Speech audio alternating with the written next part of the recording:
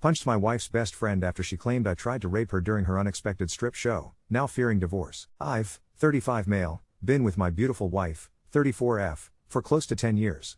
We have no kids as of now.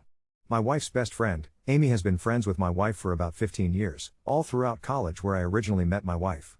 Me and Amy haven't ever been the best of friends, however we've been cordial for the sake of my wife. I've always found her to be obnoxious, loud and entitled. The kind that inserts herself into any and every conversation, whether that be on a night out with friends or a private conversation. For example, myself and my best friend were talking about fertility issues in his marriage during a dinner with our longtime friends. We were quiet enough so that nobody could hear us over the chatter, yet she found a way to be nosy and make a comment on how she would kill herself if she couldn't do the one thing a woman was made to do. This pissed off my best friend, Max, and his wife to the point where they excused themselves and left early to go home.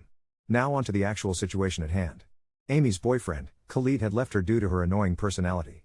I think it was more of a build-up, but what set him off was when Amy purposely did not feed their dog while he was on a work trip because he was sleeping while she was drunk and calling him to collect her. That's only the tip of the iceberg. Amy has always been weird with me. She has constantly tried to DM me on Instagram, trying to make conversation about gossip in our friend group or completely random things. I have always ignored her. My wife has always seen past her strange behavior. She refused to believe her dearest best friend would have ill intentions. Anyway, after their breakup, Amy came over to our house to see my wife. My wife was feeling ill on this day, so she took pills to help her sleep and fell asleep in a matter of an hour. I could not ask Amy to leave in the state she was in, so for my wife I suggested she could sleep in the guest bedroom. She agreed and went to bed. I was in the kitchen cleaning up after dinner and she waltzed into the kitchen with nothing but undergarments on. She acted shocked and claimed she didn't know I was still in the kitchen. I felt extremely uncomfortable and decided to call it a night. However, she started stripping and approaching me, telling me how my wife doesn't have to know and she's seen the way I've looked at her. I was completely baffled and told her she's gotten the wrong idea and to be ashamed to do this to her own best friend while I try to scurry out of the kitchen. However, she practically leapt in front of me and touched my privates. Without a second thought, I hit her. I know I could have easily pushed her, but in the moment I panicked and punched her in the face. Her eye was left bruised. She started wailing, enough that my wife woke up and stumbled in the kitchen to see her best friend, naked and bruised. She then went on about how I tried to rape her and that I'm a disgusting human being and she should divorce me. I snapped back that she approached me, naked, and a rejection wasn't enough for her to back off, so I punched her, hence the bruise. My wife didn't say anything. Instead, she fainted and I immediately brought her to the hospital. My wife is now okay but refuses to talk to me about what happened. On the other hand, Amy has now accused me of attempting to have sex with her in our friend group. The majority of people don't believe her, but there's a few who live by always believe a rape accusation. The other half told me I fucked up by punching her and fueling this anger. Amy has ruined my life. I'm afraid my wife will divorce me and this goes to court. I've already contemplated suicide many times. I don't know where to go from here. What do I do? Where do I go from here? Any advice is appreciated. Edit. I know this story sounds absurd and I wish it were fake, but it is not. The unnecessary details were brought in to point an overall picture of her character. I guess it is worth mentioning my wife feels like she owes her life to Amy for getting her out of an abusive household when they were teenagers. They are practically like sisters. Amy was also not drunk. Edit 2. A few things I would like to clarify to avoid confusion. Amy claims to have gone to the kitchen to get a glass of water not knowing I was still there. She then claims I took advantage of her. This incident happened at approximately 3 a.m. It is now 8 a.m.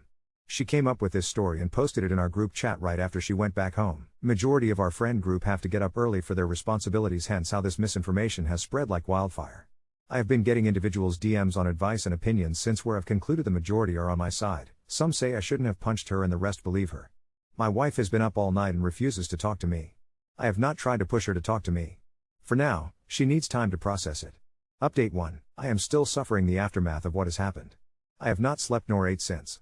For the people who proceeded to say I should have had sex with Amy or me calling me a sicko, I truly hope you find peace in your lives. And to the comments calling me an which were interestingly mostly from men, I truly hope you treat the women in your life with the same respect and equality they deserve. Now on to the update. A lot has happened in the past 9 hours. Someone made a suggestion to text Khalid and so I did. Khalid was just as distraught as me and admitted that this was in fact not the first time she has screamed rape, just like some of you had suspected. She has threatened to scream rape to use Khalid to stay in the relationship with her. He got out of it by installing cameras without her knowledge and contacting a lawyer in case she went through with her claims. This worked in my favor. He was very supportive and sympathetic. I confronted Amy with all the fallacies in her story and mentioned the existing evidence Khalid still had if she was interested in taking her claims to the court. She panicked and told me no. Apologized and said she wasn't in her right mind after the breakup. I got her to admit this in the group chat, as I am not interested in false rumors spreading about me in case someone was still unsure of the situation. She shortly left the GC and has cut off contact with everyone. In other words, has become unreachable. I explained to my wife what had happened. She had seen all the messages with her confession anyway. My wife told me she genuinely didn't know who to believe and was contemplating divorce in that moment. I was heartbroken. I told her I needed time to process everything that had happened in the past 14 hours. I will be sleeping in the guest bedroom tonight. I am happy she believes me now, but it doesn't sit well with me that it took an actual confession out of Amy for my wife to side with me. I have been with my wife for 10 years and would expect her to know me better than that. But at the same time, she didn't know Amy was capable of something like this in 15 years. My marriage has definitely taken a hit with this situation. Although I love my wife and have seen past every other time she has defended Amy, this situation is something I can't get over overnight. I thank you all for helping me navigate this situation. Edit, I am very aware and understanding of my wife's situation. She feels indebted to Amy and there's definitely power play at hand. However, my wife has laughed off the incident and dismissed the fact of how traumatizing it was for me. She still refuses to see Amy as the villain and is blaming it on the emotional heartbreak of her breakup. Update 2. So it's been a bit over 2 months since the incident occurred. Needless to say, it's been a hectic 2 months. In short, my wife's best friend, Amy, forced herself onto me. I hit her, she accused me of SA. Wife believed Amy until she was backed into a corner and confessed to the truth. Wife didn't give much importance when it came to me and proceeded to laugh it off and call it a big misunderstanding. Now for the actual update. I tried to make it work. I really did. For 2 months I tried to brush it off and dealt with wife still having frequent hangouts with Amy and telling me about them all excitedly, as if her own best friend didn't just try to have sex with me. However, the last straw was a few days ago where my wife was telling me how her and Amy are planning a trip to Greece for the summer holidays and how she can't wait to finally have a break from life's stresses. I simply said nothing and walked away from her. She followed me and asked me if everything was okay, and I straight up told her how I can't believe she would dismiss the fact that Amy accused me of rape when in actual fact, she forced herself onto me, and how when it came to Amy, she believed her and was willing to divorce me on the spot, but when it came to me, she brushes it off and continues to have her girly hangouts with the very friend who tried to destroy our marriage. I blatantly told her she doesn't care for me. My wife started bursting into tears and had the audacity to ask me at that again? Why can't you just get over it? I don't know why I thought she would have listened now. I had enough at that point and told her we're getting a divorce. Walked away and started to pack my suitcase as she tried her hardest to stop me. Pulling my shirt, hitting me, throwing things, going from calling me names to begging me to stay. I walked out and am now staying at a hotel while her and her family blow up my phone. I don't know what to do. Update 3. Some of you mentioned it was a setup or some sort of test from the start. This could be a possibility as my wife never wakes up that easily after taking sleeping pills, and it's likely she brushed it off due to the guilt. Still though, it was uncalled for, and her mentioning divorce over a rape accusation she knew was fake just makes it worse. Thank you for all of your kindness and support. It's been close to 5 months since my last post.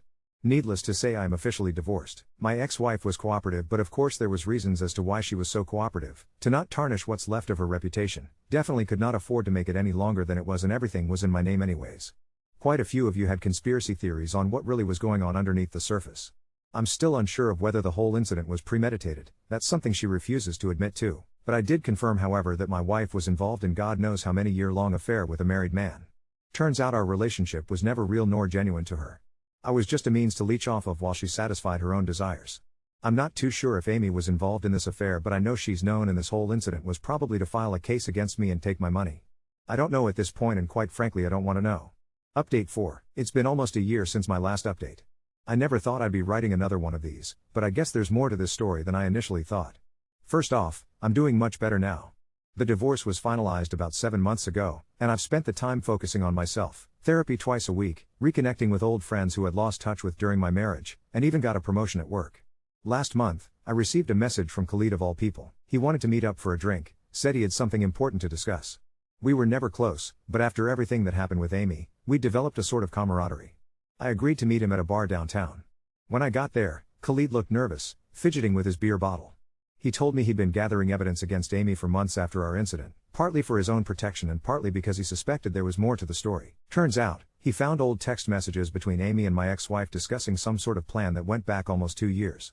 He showed me screenshots that made my blood run cold. My ex-wife had apparently been plotting with Amy to set me up for something much worse than what actually happened. The original plan was for Amy to get me drunk, then claim I had assaulted her while my wife was asleep. They would split my assets after the divorce, with Amy getting a cut for her role in the scheme. The night it all went down, things didn't go according to plan because I wasn't drinking. Amy improvised, which is why the whole thing seemed so bizarre and poorly executed. My punch and the subsequent fallout wasn't part of their plan at all. Here's where it gets even more twisted. Khalid revealed that Amy had tried to pull the same scheme with him, which is why he'd installed the cameras in the first place. He believes Amy and my ex have done this before to other men. I sat there in shock, not knowing whether to laugh or scream. All those years, all those moments I thought were real, were part of some elaborate con. The woman I married never loved me, I was just a mark. 2 days after meeting with Khalid, I got an unexpected visitor at my apartment, Max, my best friend who had left early from that dinner where Amy made the insensitive comment about fertility. He looked terrible, like he hadn't slept in days. Turns out, he'd received a similar message from Khalid. Max confessed that Amy had tried something similar with him 3 years ago when his wife was out of town. He'd rejected her advances and never told anyone out of shame and fear it would cause drama in our friend group. He thought it was just Amy being Amy, but now he wonders if my ex was involved even then. I've taken all this information to my lawyer, who's looking into potential legal options. She says proving a conspiracy would be difficult without more concrete evidence, but the text Khalid has might be enough to at least start an investigation. I'm not sure what I'm hoping for here. Part of me wants justice, to expose them for what they tried to do to me and potentially others. Another part just wants to move on completely and leave this chapter of my life behind. For now, I'm taking it one day at a time. I've started dating again, cautiously. It's hard to trust after everything, but I refuse to let them take that from me too. Sometimes I still wake up in the middle of the night, replaying everything in my head, wondering how I could have been so blind. Then I remind myself that it wasn't my fault. I wasn't stupid for trusting someone I loved, they were wrong for abusing that trust. If there's anything I've learned from all this, it's that you never truly know someone, no matter how long you've been with them. But that doesn't mean you stop trying to find people worth knowing. Update 5. It's been 6 months since my last update, and I honestly didn't think I'd be writing another one. Life has a way of throwing curveballs when you least expect them. The investigation into Amy and my ex-wife's conspiracy hit a roadblock almost immediately. My lawyer warned me that pursuing legal action would be an uphill battle, but I was determined to see it through. Then 3 months ago, the screenshots Khalid had provided mysteriously disappeared from his phone during what he claimed was a random software update. Without that evidence, we had nothing substantial to go on. I was furious, but there wasn't much I could do. Or so I thought. 2 weeks ago, I received an anonymous email with an audio file attached. No message, just a 17-minute recording. I almost deleted it, thinking it was spam, but curiosity got the better of me. What I heard made me physically ill. It was Amy's voice, clearly intoxicated, talking to someone at what sounded like a party. She was bragging about how she and my ex-wife had been running their little operation for years. According to Amy, I wasn't their first target, I was their fourth. She detailed how they would identify men with assets, my ex would initiate a relationship, and then years later, Amy would help create a situation that would lead to divorce where my ex could claim emotional damages. But here's the twist, Amy sounded bitter. She complained that my ex had cut her out after our divorce was finalized, refusing to give her the promised percentage. She ranted about how my ex had taken all the money and disappeared to Costa Rica with the married man she'd been seeing. I traced the email back to a throwaway account, but the IP address linked to a coffee shop near Khalid's apartment. When I confronted him, he broke down and admitted he'd been recording Amy for months after our incident, gathering evidence in case she ever tried to accuse him of anything again. He sent me the recording anonymously because he was afraid of getting involved further. But there was something off about his explanation. The timing was too convenient, and his nervous behavior made me suspicious. I decided to do some digging of my own. I reached out to one of Amy's former roommates from college, someone my ex-wife had always tried to keep me away from. After a lengthy phone call, I learned that Khalid wasn't just Amy's ex-boyfriend, he was her accomplice. The whole breakup was staged. The story about not feeding the dog? Complete fiction designed to make Amy look unstable and Khalid look like a victim. When I confronted Khalid with this information, he disappeared. Literally packed up his apartment and vanished overnight. That's when I knew I was onto something bigger than I'd imagined. Through mutual connections, I managed to track down 2 of their previous victims. One had lost his business in the divorce, the other his family home. Both described nearly identical scenarios to mine. But neither had experienced the Amy assault angle. That was apparently a new tactic they were testing with me. Yesterday, I received another anonymous email, this time with coordinates and a time. Against my better judgment, I went. It was an abandoned parking garage downtown. I was ready to turn around when I saw her, my ex-wife. She looked different. Canned, hair dyed blonde, designer clothes. She told me she'd come back to warn me. According to her, Amy and Khalid had gone rogue, targeting people on their own and using increasingly dangerous methods. She claimed she'd gotten out months ago when things started getting too dark, and now she was afraid they might come after her. Or me. I didn't believe a word of it. When I told her about the recording, her demeanor changed completely. The vulnerable act disappeared, replaced by cold calculation. She offered me money, a lot of money, for the recording and my silence. I refused. As I was leaving, she said something that chilled me to the bone. Max wasn't supposed to get involved. That was never part of the plan. I immediately called Max to warn him, but his wife answered in tears. Max had been in a car accident the night before, a hit and run. He's in critical condition. I'm writing this from the hospital waiting room. The police are on their way, I've turned over everything I have to them. I don't know if it's enough for arrests, but it's a start. I've installed security cameras at my apartment and am staying with a friend for now. I don't know who to trust anymore. Amy, Khalid, and my ex-wife are all players in some twisted game, and I'm still trying to figure out what the real endgame is. The detective assigned to the case thinks this might be connected to other similar scams across state lines. If that's true, federal agencies might get involved. For now, I'm focused on making sure Max pulls through. The doctors are cautiously optimistic, but it could go either way. I never thought my life would turn into something out of a crime thriller, but here we are. I'll update if there are major developments, but for my own safety, I might need to go dark for a while. If there's one thing I've learned through all this, it's that some people will go to unimaginable lengths for money and power. And sometimes, the people closest to you are the ones wearing the most convincing masks. Update 6. It's been nearly a year since my last update. I've been hesitant to post anything, partly for safety reasons and partly because I wasn't sure anyone would believe what's happened since. But I need to get this out there, if only to make sense of it myself. First, the good news: Max survived. After 3 surgeries and months of physical therapy, he's mostly recovered, though he walks with a slight limp now. His wife stayed by his side through everything, which honestly restored a bit of my faith in relationships. Now for everything else, the investigation took a turn none of us expected. The detective assigned to my case connected the dots to similar scams in 5 different states. It wasn't just Amy, Khalid, and my ex-wife, it was an organized ring of at least 12 people working together for nearly a decade. They targeted individuals with assets, manipulated them into marriages, and then manufactured reasons for divorces where they could claim large settlements.